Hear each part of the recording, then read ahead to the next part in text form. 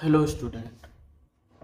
तो आज से हम लोग पढ़ने वाले हैं लूसेंट सामान्य ज्ञान और इसका पहला अध्याय है इतिहास। भारत का इतिहास उत्तर में हिमालय से लेकर दक्षिण में समुद्र तक फैला यह उपमहाद्वीप भारतवर्ष के नाम से ज्ञात है, जिसे महाकाव्य तथा पुराणों में भारतवर्ष अर्थात भरतों का देश तथा यहाँ के निवासियों को भारती अर्थात भरत की संतान कहा गया है। भरत एक प्राचीन कबीले का नाम है। प्राचीन भारतीय अपने देश को जम्बू द्वीप अर्थात जम्बू जामुन वृक्ष की द्वीप कहते थे। प्राचीन ईरानी इसे सिंधु नदी के नाम से जोड़ते थे, जिसे वह सिंधु न कहकर हिंदू कहते थे। यही नाम फिर पूरे पश्चिम में फैल गया और पूरे देश को इसी एक नदी के नाम से जाना जाने लगा। यूनानी इसे इंदे और अरब इसे हिंद कहते थे। मध्यकाल में इस देश को हिंदुस्तान कहा जाने लगा। यही शब्द फारसी शब्द हिंदू से बना है। यूनानी भाषा के इंदे के आधार पर अंग्रेज इसे इंडिया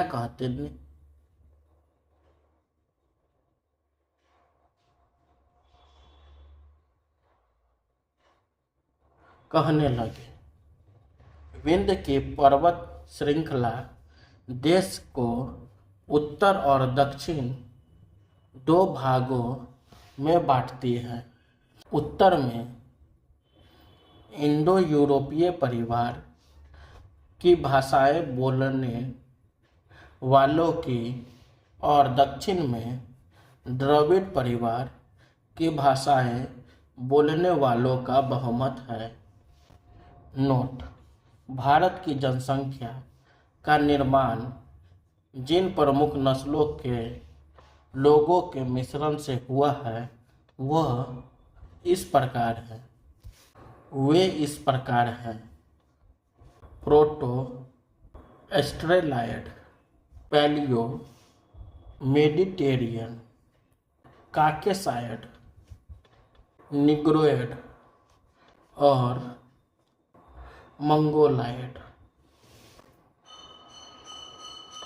भारतीय इतिहास को अध्ययन की सुविधा के लिए 3 भागों में बांटा गया है: प्राचीन भारत, मध्यकालीन भारत एवं आधुनिक भारत। नोट: सबसे पहले इतिहास को 3 भागों में बांटने का श्रेय जर्मन इतिहासकार क्रिस्टोफ सेलेरियस 1638 से 1707 एडी को है। प्राचीन भारत: प्राचीन भारतीय इतिहास के स्रोत। प्राचीन भारतीय इतिहास के विषय में जानकारी मुख्यतः 4 स्रोतों से प्राप्त होती है: 1 धर्म ग्रंथ, 2 ऐतिहासिक ग्रंथ, 3 विदेशियों का विवरण, 4 पुरातत्व संबंधी साक्ष्य। धर्म ग्रंथ एवं ऐतिहासिक ग्रंथ से मिलने वाली महत्वपूर्ण जानकारी: भारत का सर्वप्राचीन धर्म ग्रंथ वेद है, जिसके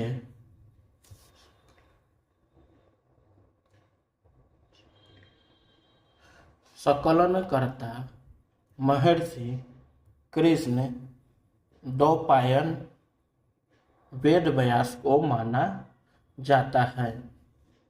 वेद वसुदेव कुटुंबकम का उपदेश देता है। भारतीय परंपरा वेदों को नित्य तथा अपौरुषेय मानती है। वेद 4 हैं: ऋग्वेद, यजुर्वेद, सामवेद एवं अथर्ववेद। इन चारों वेदों को संहिता कहा जाता है। ऋग्वेद ऋषियों के क्रमबद्ध ज्ञान के संग्रह को ऋग्वेद कहा जाता है। इसमें 10 मंडल, 1028 सूक्त, वालखिल्य पाठ के 11 सूक्तों सहित एवं 10,462 रचनाएं हैं। इस वेद के रचनाओं के पढ़ने वाले ऋषि को होत्री कहते हैं। इस वेद से आर्य के राजनीतिक प्रणाली, इतिहास एवं ईश्वर की महिमा के बारे में जानकारी मिलती है। विश्वामित्र द्वारा रचित ऋग्वेद के 3 मंडल में सूर्य देवता सावित्री को समर्पित प्रसिद्ध गायत्री मंत्र है। इसके 9वें मंडल में देवता सोम का उल्लेख है। इसके 8वें मंडल की हस्तलिखित रचनाओं को लिख कहा जाता है। ऋग्वेद का सबसे बड़ा 10वां मंडल है।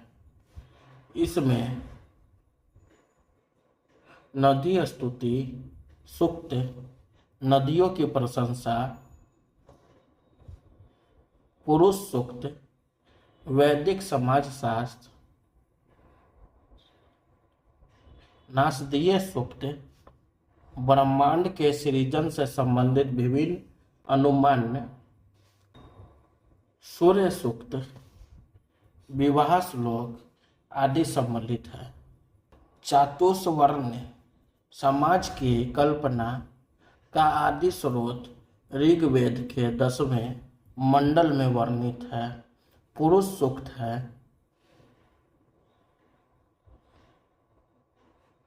जिसके अनुसार 4 वर्ण ब्राह्मण, क्षत्रिय, वैश्य तथा शूद्र आदि पुरुष ब्रह्मा के क्रमशः मुख, भुजाओं, जांघों और चरणों से उत्पन्न हुए। नोट: धर्मसूत्र 4 प्रमुख जातियों की स्थितियों, व्यवसायों, दायित्वों, कर्तव्यों तथा विशेष अधिकारों में स्पष्ट विभेद करता है। ऋग्वेद के कई परिच्छेदों में प्रयुक्त अधन्य, जिसका वध नहीं किया जाता है, शब्द का संबंध गाय से है।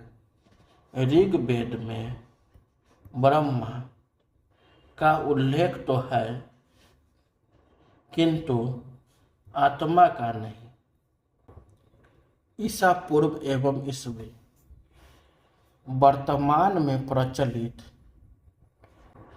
ग्रेगोरियन कैलेंडर, ईसाई कैलेंडर, जूलियन कैलेंडर, ईसाई धर्मगुरु ईसा मसीह के जन्म वर्ष कलिपत पर आधारित है। ईसा मसीह के जन्म के पहले के समय को ईसा पूर्व BC, before the birth of Jesus Christ कहा जाता है। ईसा पूर्व में वर्षों की गिनती उल्टी दिशा में होती है।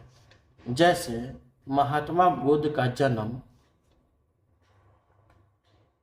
563 ईसा पूर्व में एवं मृत्यु 483 ईसा पूर्व में हुआ, यानी ईसा मसीह के जन्म के 563 वर्ष पूर्व महात्मा बुद्ध का जन्म एवं 483 वर्ष पूर्व मृत्यु हुई। ईसा मसीह की जन्म तिथि से आरंभ हुआ सन ईसवी सन कहलाता है। इसके लिए संक्षेप में ई लिखा जाता है। ई को लैटिन भाषा के शब्द एडी में भी लिखा जाता है। एडी यानी एनो डोमिनी, जिसका शाब्दिक अर्थ है in the year of Lord Jesus Christ. Vincent Arthur Smith ने प्राचीन भारत का पहला सुव्यवस्थित इतिहास अर्ली हिस्ट्री ऑफ इंडिया 1904 में तैयार किया। इस पुस्तक के 1/3 भाग में केवल सिकंदर का आक्रमण वर्णित है। इसमें भारत को स्वेच्छाचारी शासन वाला देश कहा गया है, जिसे ब्रिटिश शासन की स्थापना से पहले कभी राजनीतिक एकता का अनुभव नहीं हुआ था। उन्होंने लिखा है, वस्तुतः भारतीय इतिहासकारों का सरोकार शासन के एकमात्र स्वरूप तानाशाही से ही है। वामनावतार के 3 पगों के आख्यान का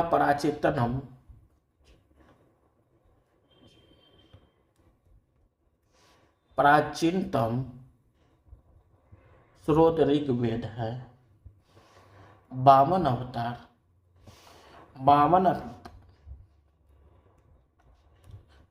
अवतार भगवान मानव श्री हरि के पहले ऐसे अवतार थे जो मानव रूप में प्रकट हुए थे।